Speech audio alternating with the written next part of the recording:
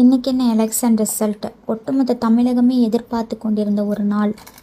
காலையிலேருந்து அப்படியே ஒரு பரபரப்பாகவே இருந்தது. என்ன நடக்கும் என்ன நடக்கும், என்னதான் அவர் முன்னிலையில் இருந்தாலுமே கடைசி நேரத்தில் ஏதாவது கோல்மால் பண்ணிடுவாங்களோ அப்படின்னு திக் நிமிடங்களாக இருந்தது.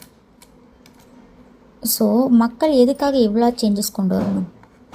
அவர் ஒரு சினிமா நடிகர், அவரோட ஸ்டைல் பிடிச்சிருந்ததோ, அவர் மேலே இந்த அஃபெக்ஷன்னாலேயோ, அதெல்லாம் செகண்டரியாக இருந்தாலும் ஃபர்ஸ்ட் ஆஃப் ஆல் ஒரு பச்சை மண்ணுக்கு கூட இந்த நாட்டில் பாதுகாப்பு கிடையாது. அப்படியே ஏதாவது தப்பு நடந்தால் தட்டி கேட்குற ஆள் இருக்காங்களா?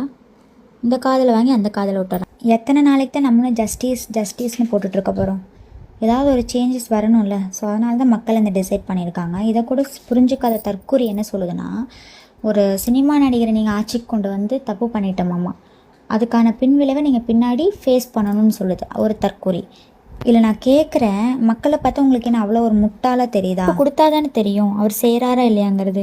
வாய்ப்பு கொடுத்து தான் பார்ப்போமே. இப்போ என்ன ஆக போகுது அதனால்?